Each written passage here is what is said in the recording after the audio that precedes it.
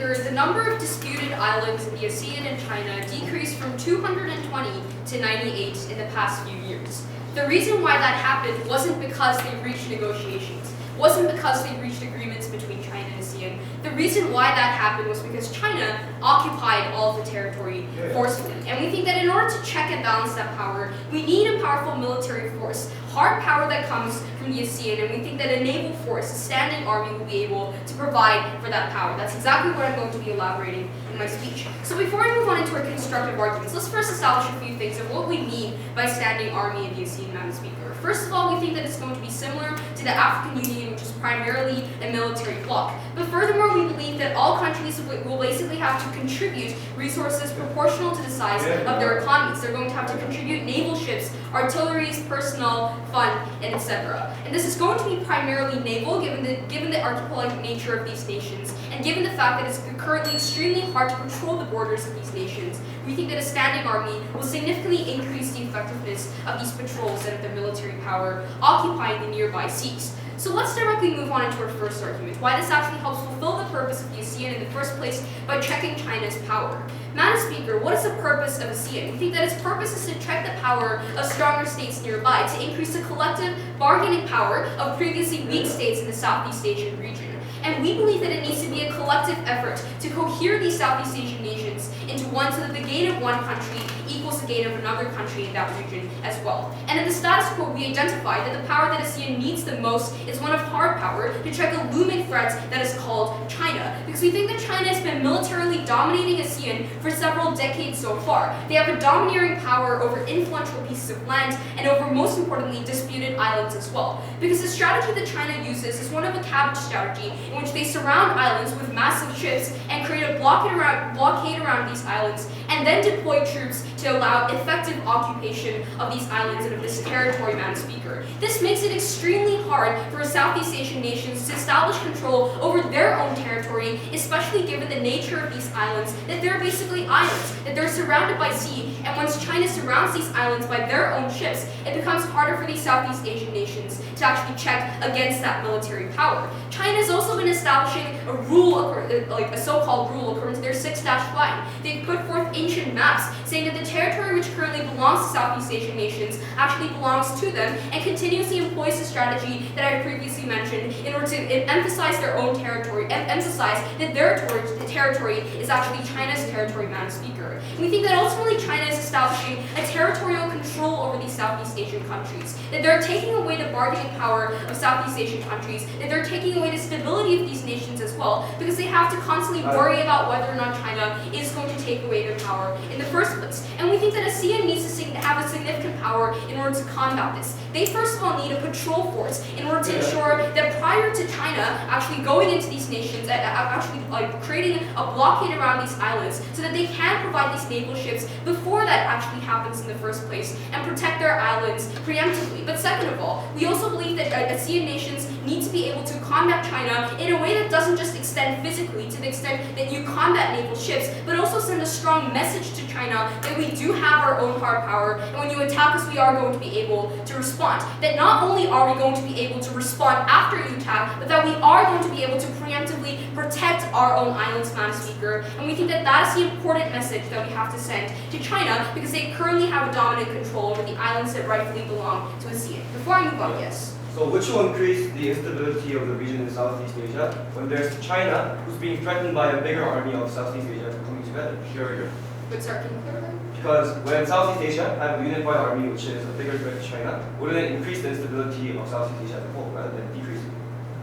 We don't see the logic why that happens in the first place, because if by creating a military power from ASEAN, we think that rather what they're going to be doing is basically creating control over their own territory and preemptively blocking China from attacking them in the first place. If you're talking about things like harming economic relations, we don't think that that's necessarily going to happen to begin with, because China needs ASEAN, ASEAN needs China, and there is currently a control that is established by the fact that ASEAN is actually the second biggest collective power and economic power in the entire world, meaning that China can't simply abandon ASEAN's market due to the fact that they have their own standing army. It is simply protecting your rights, not necessarily threatening your relations against China. Having said that, let's move on into our second argument about why this ultimately lessens their reliance on the Western countries, and why that's actually beneficial for the creation of their foreign policy. Madam Speaker, of financial aspects and having certain economic and political ties with the West. But we think that currently this is actually a step to blocking the autonomy of ASEAN countries rather than furthering them, because most of their foreign policies that ASEAN collectively creates ultimately depends on the West and depends on what is going on in the West, especially militarily and politically, Madam Speaker. We want to identify two levels of harms. First of all, we believe that there is a tangible yet unnecessary danger that is imposed upon ASEAN nations, because ASEAN nations have to be unnecessarily involved in the fights that the West are fighting. Recently, we see that the Philippines has been threatened by ISIS to attack their own nations, when in fact they had nothing to do with the war on terror to begin with. And we think that this happened due to the fact that the West was involved in their own relations, not just in terms of economic ties, but in terms of politics as well, in terms of the fact that the West was actually having to protect them, right, and providing them an umbrella from the domineering power of China. But secondly, and more importantly, Madam Speaker, we think that another harm that we have to identify here is that ASEAN in general becomes much more incoherent due to the fact that they're fighting a proxy war between China and the United States. Because basically what China wants to do is they want to check the US's power and vice versa as well. Given that fact, when they try to create things like the Code of Conduct within ASEAN nations, when it should be able to reflect their own interests and their own political issues, now we have to consider the political issues of the China and the United States as well. And we ultimately believe that that is harmful because they're unable to concentrate on their own issues. And we already see that there is a division that is going on between ASEAN nations to begin with. That the United States, that some countries like Cambodia are siding with China, whereas other states are actually siding with the United States. And we believe that this is extremely harmful because it fundamentally creates a division among the entire union in the first place. We think that this can be prevented by creating a strong military force and by creating a standing army. Because the thing that we have to realize is the only reason why these ASEAN nations have to rely so much on the United States and other Western powers in the status quo is because they need hard power. It's because they need military support from the United States and other Western nations. And we think that by getting rid of that necessity, by founding their own naval ships and by providing their own personnel and funds and contributing to their own military force, this is going to significantly decrease their reliance on Western powers, and overall because we think that a standing army benefits the coherence of ASEAN, we're more than proud of this.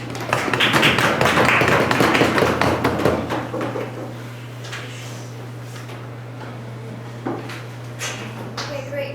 Leader of opposition?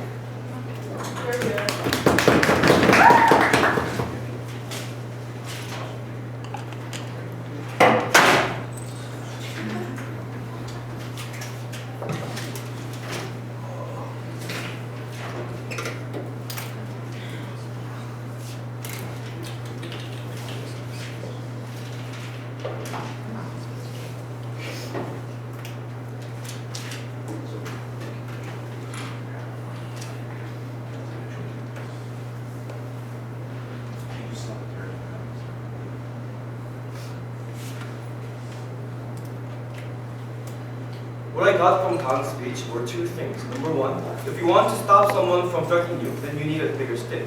But we think when the narrative of governments that is saying that, when someone is trying to threaten you, you should tell them you are strong. Then the response of the person who's threatening you right now is going to be, we are stronger, which is China is doing right now. Which leads to the same scenario of the Cold War era, where United States and Soviet Union tried to outrun other countries with stronger arms, with much more dangerous arms, which is not a good future for the whole nation. And secondly, they talked about division. Gaeun says it's a division between West and China, but we think it leads to even more division when we give regional powers to hold a standing army to actually go for a much separate political terrain, and it actually justified with military means, not with negotiations or talking. We don't think that's the value that we should pursue. So before I move on to my arguments telling you why it's wrong, let's give on some rebuttals.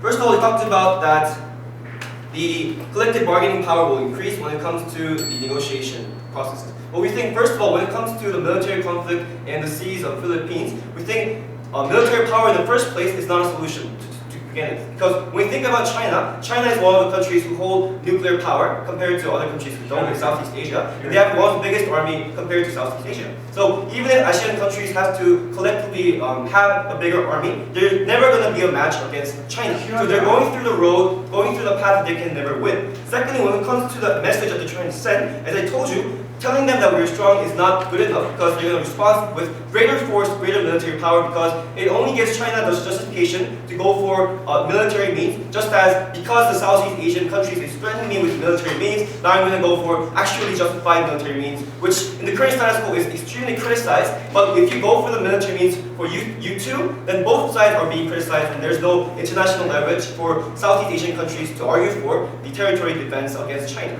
Secondly, when it comes to the idea of dependence on the West, first of all, they never justify why principally it's wrong to depend on the West. It's in the interest of countries to have the economical support or military support that they need. But secondly, more importantly, when it comes to the protection of the West, they said the protection of the West is given because, and it actually hinders these nations from going for independence. But the thing is, I don't think just because ASEAN has a bigger army weakens the ties with the United States or Western countries, because these ties have been built and is actually deeply rooted with historical and economical reasons. So for example, if Philippines and Singapore have been maintaining a close relationship with the United States, just because you have a bigger army among the Southeast Asian countries doesn't mean that ties are going to end suddenly. But more importantly, we think this kind of ties will be manipulated and used against China to have a more division between the United States and China, which will be my argument.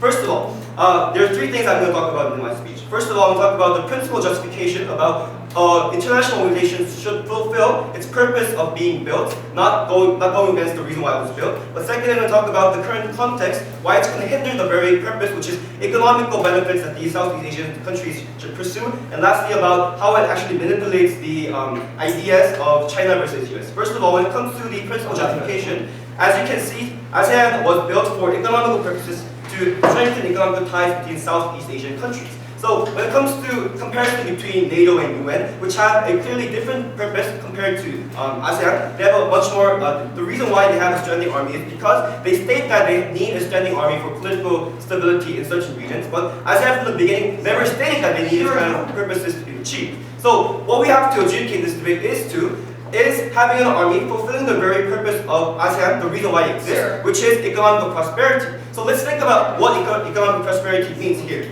Think about China as one of the biggest superpowers that's growing right now, which has the biggest supporting trade influx with Southeast Asian countries. We think we have to consider China inevitably to talk about economic prosperity. So we think it's important for Southeast Asian countries to maintain a close relationship, at least economically close relationship with China, in order to fulfill the very purpose of ASEAN for existing as an international organization. But right now, in the context of China and the current international society, we think there's a lot of tension rising against China. Why? Because as you can see, as they mentioned, there's a lot of territorial conflict, and recently the United States even deployed warship in the seas near China Sea, and also human rights issues domestically, a lot of issues regarding North Korea, which lead to discussion about THAAD, which is a very big weapon issue against China. We think the tensions are rising, so China is in a very sensitive mood. So in this case, when there's so much sensitivity when it comes to their own safety, when there's nations of 7 nations or 8 nations, I think, trying to gather up their own army and build a bigger threat, what do you think the natural response of China would be? We think the natural response would be another military, a stronger,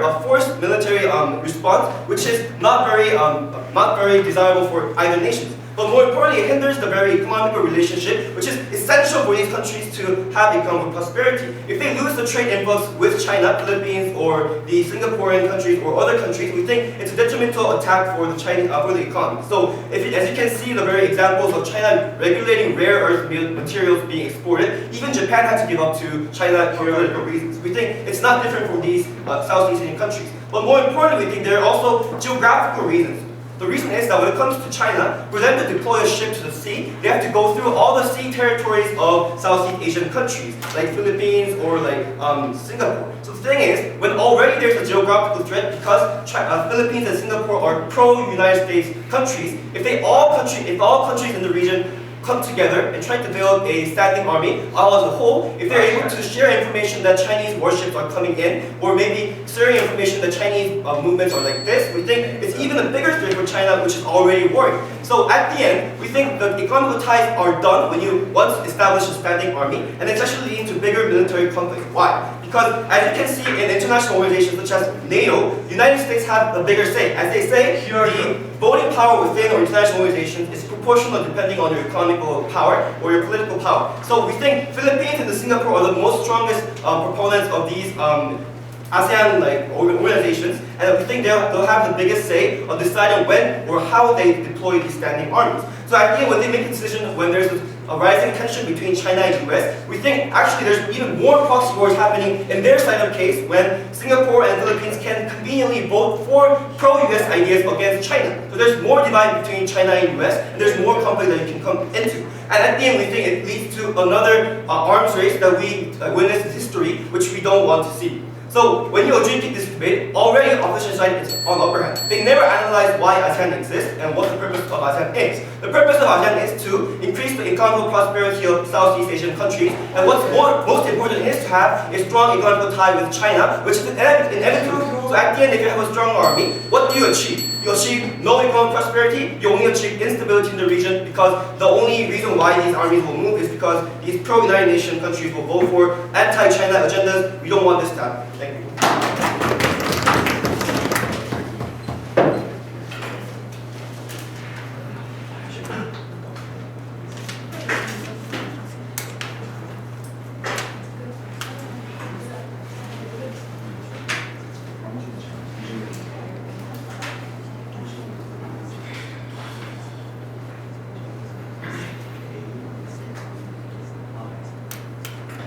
Okay, we now like to invite the Deputy Prime Minister on the podium.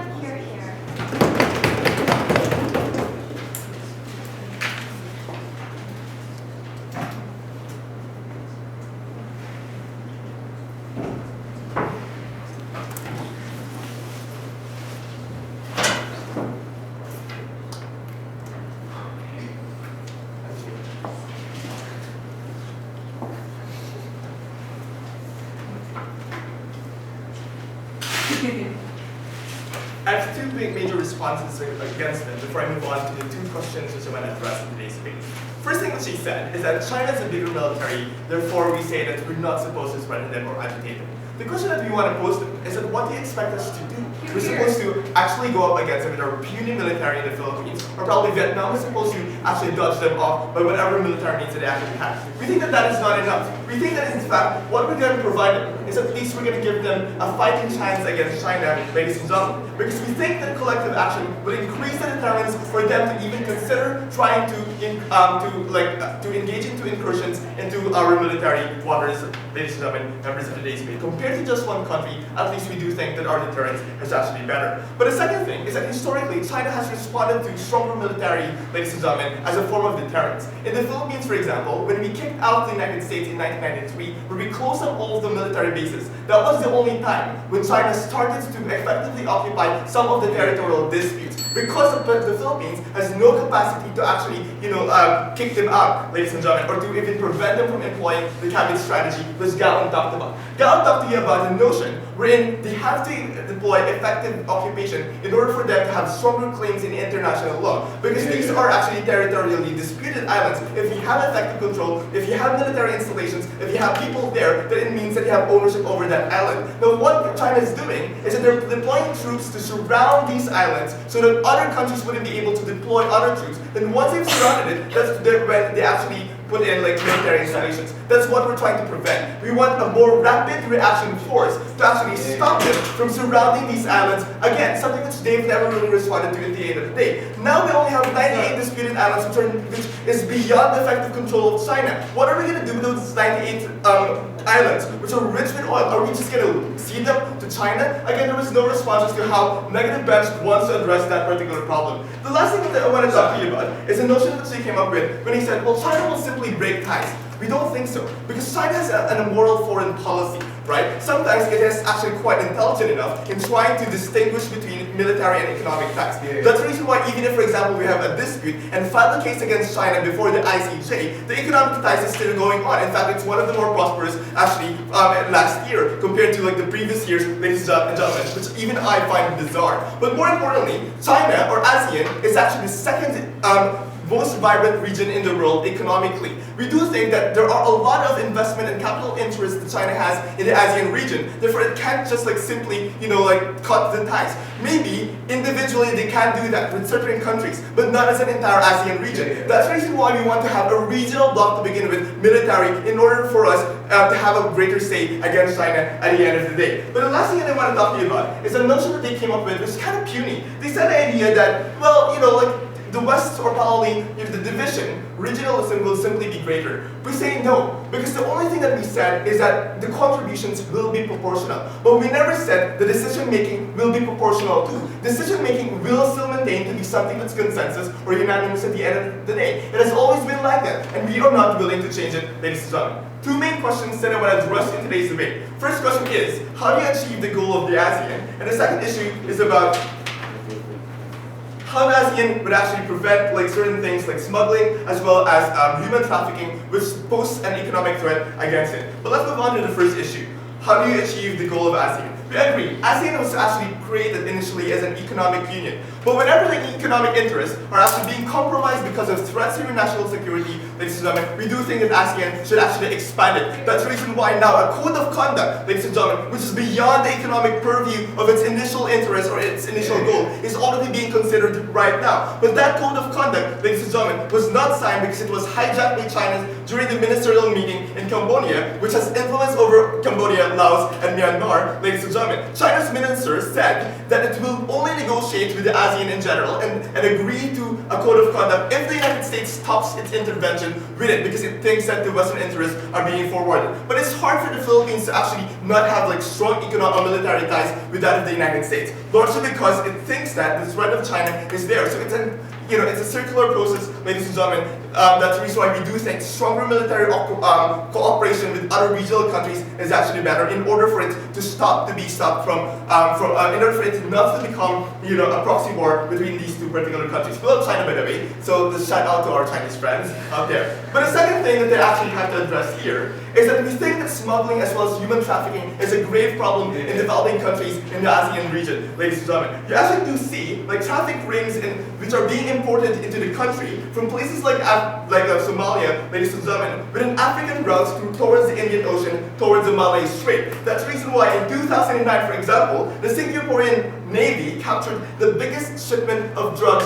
ever recorded in ASEAN history. What it means that, however, is that now the syndicates are looking for other routes. It's looking for routes within the territorial waters of developing countries which do not have an effective naval force in order to actually, check on their particular borders. It's a major problem in the Philippines as well as in Indonesia, where drugs are being smuggled, ladies and gentlemen. We do think that it poses such grave, internal national security interest or threat to our particular interests. What the model does is that it simply creates a synergy through collective action because deterrence now increases. Now Singapore gets to share its best practices. Now Singapore gets to share a lot of their resources which normally countries like Vietnam and the Philippines do not actually have, ladies and gentlemen. And given the nature of ASEAN being archipelagic, the majority of these countries are actually peninsula or actually islands, we do not think that the vast border, ladies and gentlemen, is so hard to patrol. That's the reason why you need to have as many naval forces and collective action at the end of the day. But the second problem which we do think our proposal addresses is one of the biggest problems in third world countries right now, which is human trafficking. That's the reason why the United Nations even had an International Human Trafficking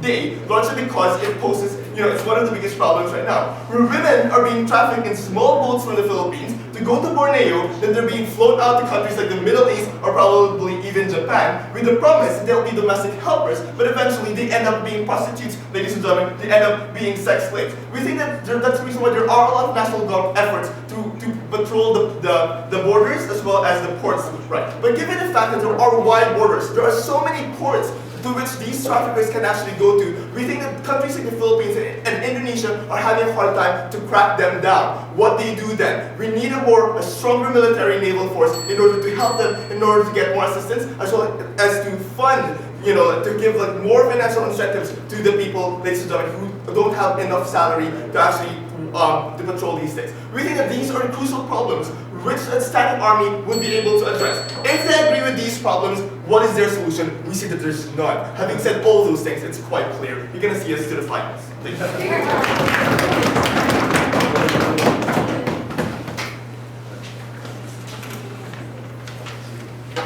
Okay, so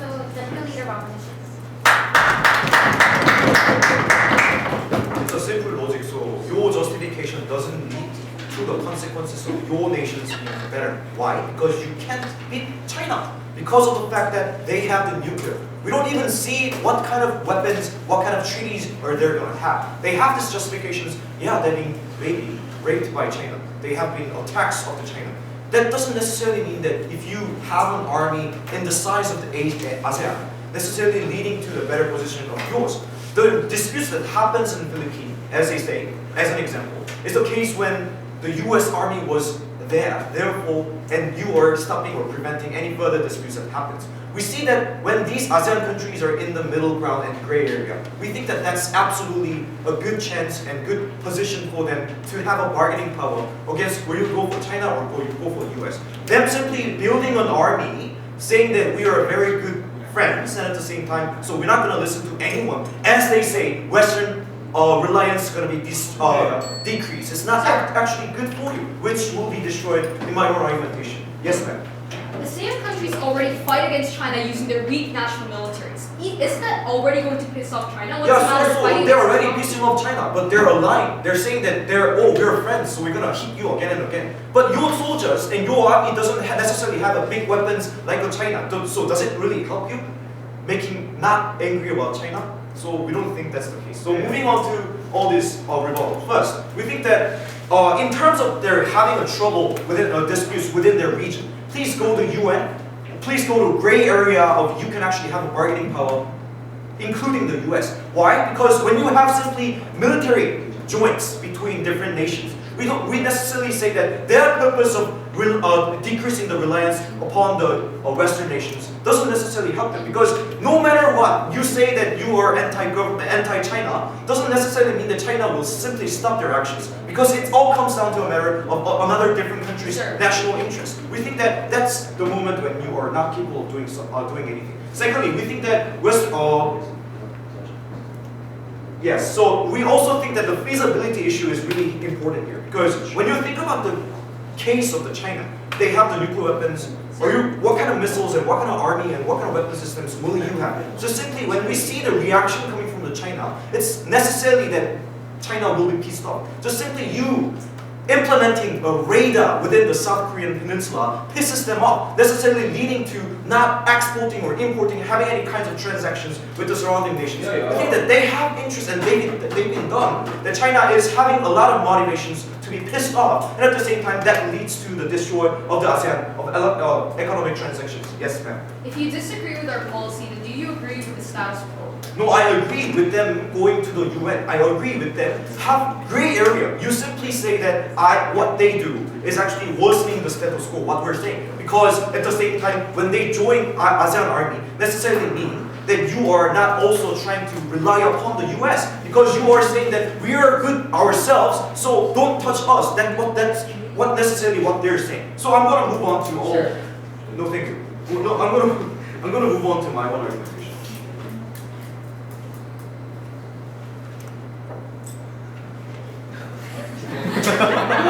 First, we see the purpose of the economic development of ASEAN is necessarily being destroyed. Why? Because first, China is the biggest market. All these profits, more than 70% of actual transactions happens within ASEAN. It's actually coming from there. Not necessarily just simply matter of the population, but simply because the China absolutely has the motivation to cut their trade. Why? Because even in the case when China is having a lot of transactions, the size is so much different, meaning that China has a lot of different places to transact upon, necessarily meaning that it's a big loss for the ASEAN. It's not a big of a loss for the China. So necessarily meaning that you are, if you are the China, losing the ground of arguing that a lot of political interest within that region, China absolutely does have the capability and the justifications of themselves cutting ties with them. But secondly, we also told you a lot of industries regarding the rare earth material. Even in the case of the Japan, they are conceding to the fact that they're being rude to the China. In other words, even in the case when you have a lot of ties, that doesn't necessarily mean that you can stand upon the China's policy at the end of the day as economic tie and economic development. Secondly, we also say that it's lack of the justifications and lack of the responsibility in terms of their actions. Because when we see a lot of different treaties, economic treaties, for example, OPEC or NAFTA, let's say when these people are trying, they already have a lot of political power in terms of regulating a lot of oil prices and so on. What they actually do is, when they simply go into the different nations and do a lot of bad things, we think that that's the moment when the sovereignty issue is being damaged, because of the fact that a lot of actions coming from the ASEAN is now, you don't know who to blame. A lot of actions, a lot of disputes will grow, and these disputes, you don't know who to blame in terms of the responsibility. Because now Singapore is now being attacked. Now Philippines has to send their army for the national interest. We don't think that that's the case, because now a lot of different interests even exist within their nations. That necessarily means that because of the fact that they have a joint army, you're leading to the different interests and different responsibility. You don't know who to blame. You blame ASEAN as a whole, because a lot of disputes are now you're having a joint, and at the same time you're having a lot of political issues, and at the same time that necessarily meaning that you don't know who to blame at the end of the day. Because when we see a lot of international crimes, for example, Russia going to Crimea, that's a single country, and that's the reason why we can have sanctions and regulations regarding their currency. But that doesn't necessarily mean that if ASEAN as a whole is doing something, crimes against international laws, or having a lot of international disputes against China, we want them to have in the middle ground area of you having a bargaining power according to their different international interests and different nations' interests. But by simply you having this argument, we think that it's really hard for them to blame. It's really hard to justify or define who's being the center of the dispute, who's being attacked, and who's going for the pro-China and who's going against the China. That disputes and divisions are actually being done, or not sustainable, because of the fact that now they're doing collective actions which is not actually feasible from the start, but at the same time you are blaming ASEAN as a whole, which means that a lot of responsibilities are really hard to measure. So for these reasons, we're extremely proud to vote.